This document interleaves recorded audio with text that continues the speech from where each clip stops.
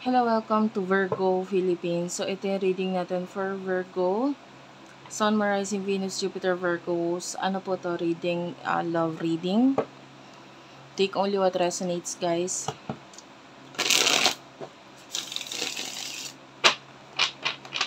So, bali, hindi ito magre-resonate sa lahat, ha. Pero kung nakarelate ka, nakaresonate ka, maaaring ang reading ay para sa'yo. Kung gusto mo, pwede ka magpo-personal reading kay Jing Tarot Reader. And, kung pumunta ka doon sa TikTok shop ko, meron akong available ngayon doon na tarot reading or astrological reading na bracelet. So, yon. Pag in-avail mo yon, mamimili ka kung ano gusto mo, astrological or tarot reading. Pero ano lang siya, limited lang siya. So, kung may maaabutan ka, kasi konti lang yun talaga. Medyo marami-rami astrological reading. Yan, compatibility or whatever, kung ano yung gusto mo itanong. Five of Cups is here.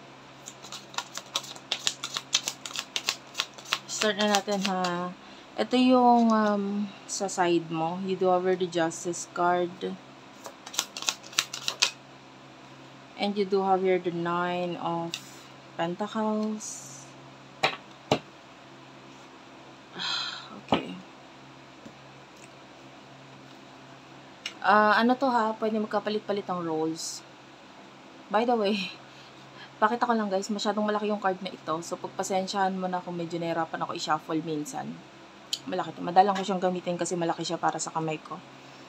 But, yeah. You do have here the Nine of Pentacles. So, nakikita natin, you could be someone na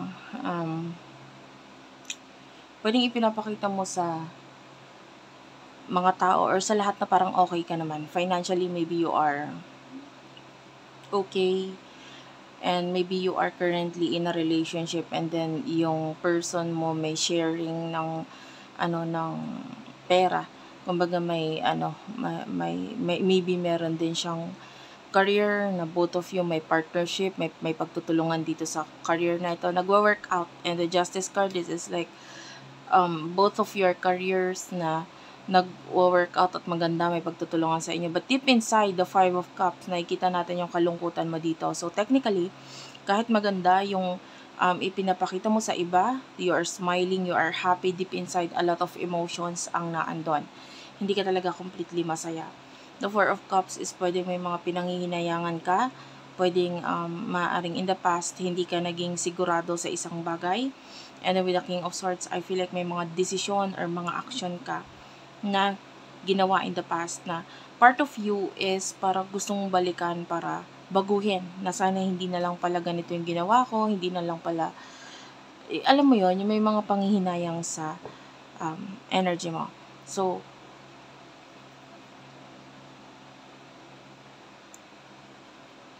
kung wala kang karelasyon, maybe this is your side, yung kaliwa, or take only what resonates. Pag di ka nakaka-relate, mo talaga ipilit. Yun lang yan. Hindi pa ako nakakasimula, guys. But I can see the High Priestess. So, this side, itong kaliwa, yun yung medyo spiritual side. And, or, pwedeng you're dealing with the person na pwedeng may spiritual connection sa inyong dalawa. Because High Priestess is a very spiritual card. Anyway, sino tong person na nakakonect mo pagdating sa love? Who is this person? Okay, you do have here the Hierophant. Nine of Swords. Okay.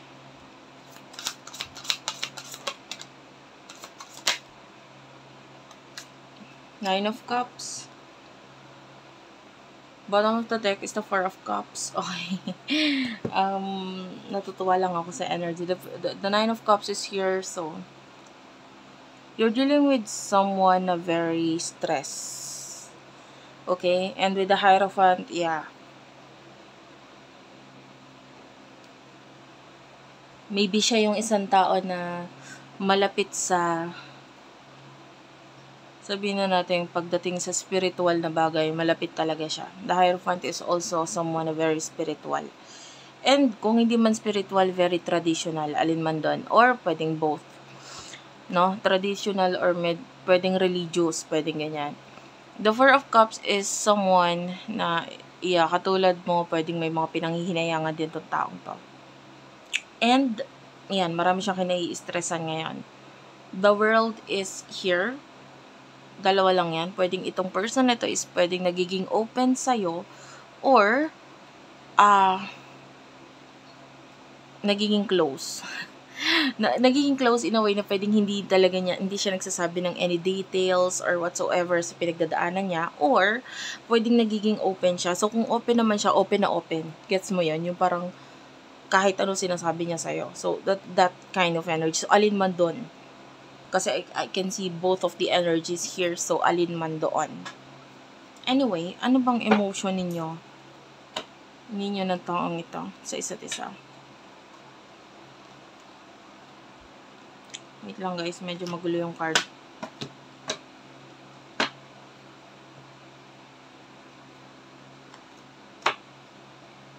Okay. Anong emosyon ninyo sa isa't isa? Spirit guides, angel guides for the sign of Virgo, Sun, Moon, Rising, Venus, Jupiter, Virgo. Emotion ninyo sa isa't isa ng taong ito. You do have your twin flames? Yeah, you would be dealing with your twin flame. Hammer. And then, the dragonfly. Okay, you do have here the butterfly. Sunglasses. And one more card, please. Okay, ang dami lumabas. Wait lang. So, may isang nalaglag, which is the talking. Ayan. And you do have here the mirror. This is, twin flame is also, soulmate is also here. And the date card. Bottom of the deck is the photograph. So, I feel like you could be dealing with your twin flame, your soulmate. Lalo na with the mirror, or you're mirroring each other. So, both of you, nakikita natin na nandun yung emotions or love ninyo sa isa't isa. Guys, if you are the new person sa side ng person mo, and then nakikita natin yung attraction at attention niya nasa iyo. Okay, if you are the new person. Pero kung hindi ikaw ang new person, this person is focusing out. Okay, nagfo-focus siya dun sa new person. Alam mo yun kung sino yung new person niya eh. 'Di ba? Pero kung ikaw ang new person, ang focus niya nasa iyo. Okay? And this person is really interested sa'yo. So, whether may connection kayo or wala, ayan, kasi nga yung iba nga sa inyo, pwedeng close, very close itong person na to, sarado siya. Yung iba naman, pwedeng open na open siya. Kung open na open naman siya, nakikita natin that this person is, waiting, pwedeng naghihintay sa kung ano man yung mga sasabihin mo or what. And on the other hand, nakikita natin emotion mo sa person that, I don't know if you are, I can read the word sabotage. So, pwedeng yung sabotage, kumbaga sa Tagalog, sinasabotahe. And I don't know if this is you na sinasabotahe mo yung, yung sarili mo. Yan. Yeah. Because, maybe, may mga bagay kang kailangan mo munang i-heal sa sarili mo. And, I don't know, you are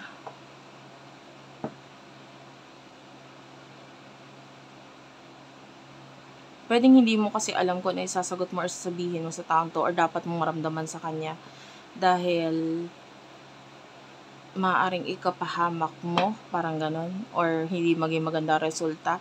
So, nandun yung pag-iingat sa'yo. Okay? Tell me more. I mean, nakukulangan ako sa side mo na emotion.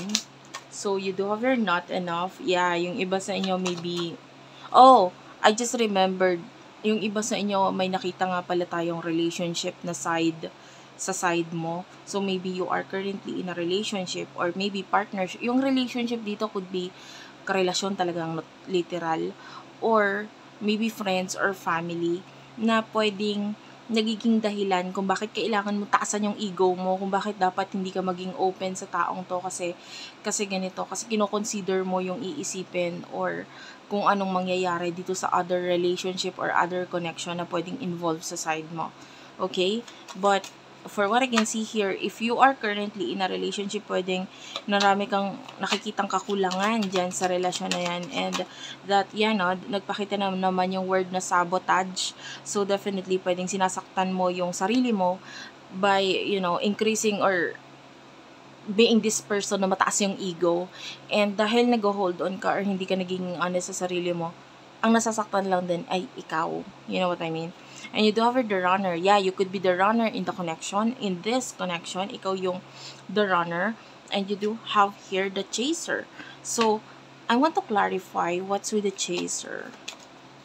What's with the chaser? You do have here, I like you. So, I feel like some of you, pwedeng, you could be a runner and chaser at the same time. So,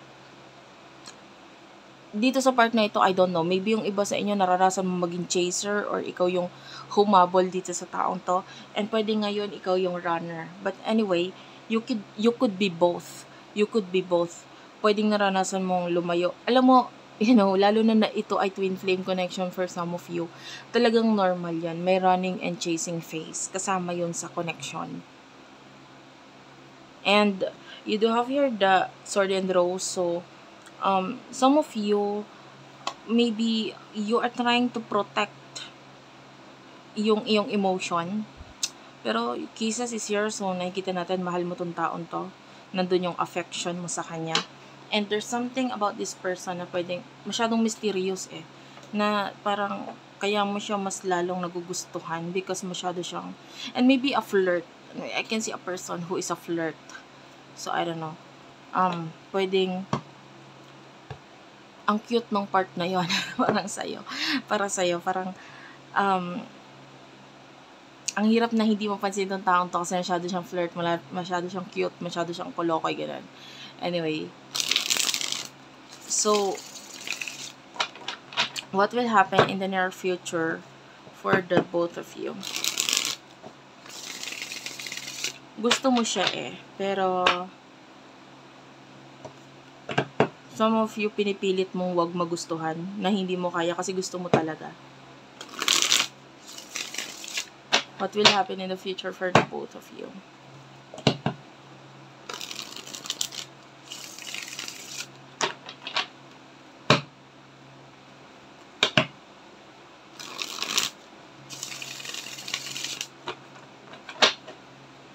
In the near future, for the both of you, you do have here the Six of Pentacles, Three of Wands, Six of Pentacles,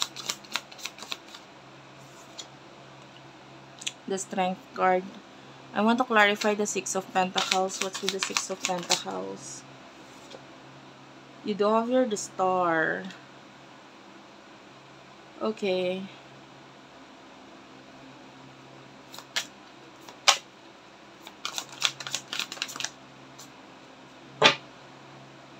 Six of Swords is at the bottom of the deck. You do have here the Two of Wands, Four of Swords, and the King of Wands.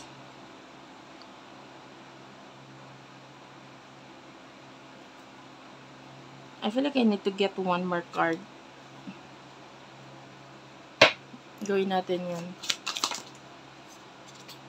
Yeah, this is the High Priestess.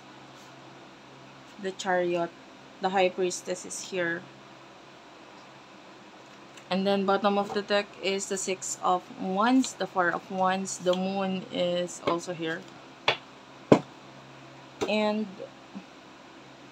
wala ako na isa pang card sa deck na ito. You do have your Love and Axe. So, in the future, actually, depende kasi sa'yo. Okay? Kung saan mo gustong dalhin itong connection na to. Kasi lalo na kung ikaw yung nagiging runner dito sa connection na to, like, it's your fault. 'Di ba? Kung hindi mangyayari yung connection, kasalanan mo yon. Lalo na kung ikaw yung runner. No? Why? Kasi nakikita natin in the future with the Three of Wands, nandun yung pagka-miss mo dito sa taong to. Well, for what I can see here, may choice ka naman. Kasi with the Strength card, either ikaw ay kakaroon ng lakas ng loob to, sagutin, na kasi sagipin in the future itong person na ito. In a way, dahil pwedeng may situation siya wherein kailangan ka niya or kailanganin ka niya, or maybe there's the energy na pwedeng kailanganin ka nitong person na ito, or maybe magawa ng action itong person na ito to end the separation, kasi pwedeng may separation sa inyong dalawa. And nandun pa rin naman yung love lalo na with the High Priestess, this is a spiritual connection. So, pwedeng kailanganin ka nitong person na ito. And kinailangan ka niya, and it is because maybe the universe is making its way, or, tumutulong na si universe para makabalik ka dito sa person na to. But nasa sayo yon kung talagang ipipilit mo or kakayanin mo. Kasi yung iba sa inyo, if you would choose na wag tulungan itong person na to, or if you would choose na wag siyang pansinin or what, the star is here. Hindi mo maaabot kung ano talaga yung gusto mo. Hindi mo maabot yung pangarap mo. Which is, for what I can see here, gusto mo tong taong to. Pangarap mo siya, or siya yung maybe nasa dreams mo. Paano mo makukuha yung taong nasa dreams mo if, hanggang panaginip or hanggang pangarap lang talaga siya. No? The way I see this, malakas yung spiritual connection, pero nasa sayo ang problema. But yung iba sa inyo, sabihin mo, nagagawa naman ako ng action, nakikipag-communicate naman ako para sa iba na ganun yung sasabihin. Nakikipag-communicate naman ako, siya itong hindi nagre-reply, hindi nakikipag-usap, etc. Okay, kung ganun ang sitwasyon mo, in the future, there's one of you, na hindi ko masabi kung ikaw or siya, ang mangangailangan dun sa isa. And that is the way of the universe para i-bring kayo together, para pagsamahin kayo, kasi if this is really your soulmate, if this is really your twin flame, then para talaga siya sa'yo. Ngayon, si universe, gagawa siya ng paraan towards this separation na nangyayari. Ayan Axe, separation, and then you do have your Cupid's arrow.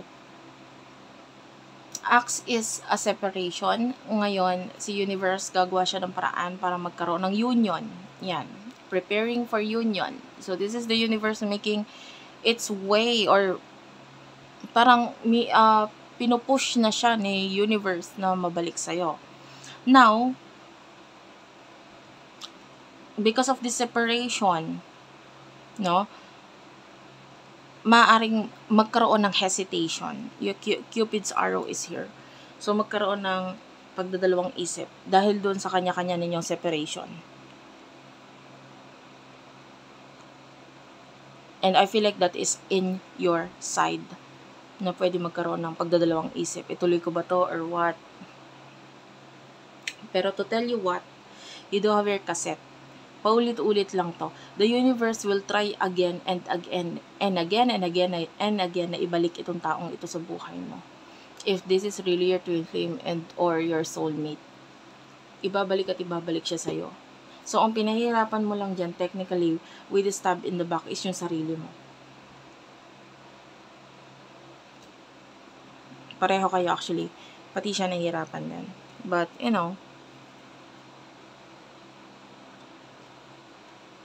so, if ever, pipiliin mo na magkaroon ng new beginning dito sa person na ito, or itatry mo na makipagtulungan sa kanya, the Six of Wands, there's a victory, there's happiness, Four of Wands. The Moon is here. Yung the Moon, and it is in reverse, nakikita natin yung pagkagising. Kasi when it's in upright, it's like dreaming. But then when it is in reverse, nakikita natin yung pagkagising regarding this dream. And yung sinasabi ko nga kanina, hindi mo siya magiging panaginip na lang lagi. Kasi maaaring yung spiritual connection ninyo, mailalagay na siya sa realidad. Okay? And if that's what you want, all you have to do is to accept what universe is giving to you. Okay? So thank you for watching. I love you all, and bye-bye.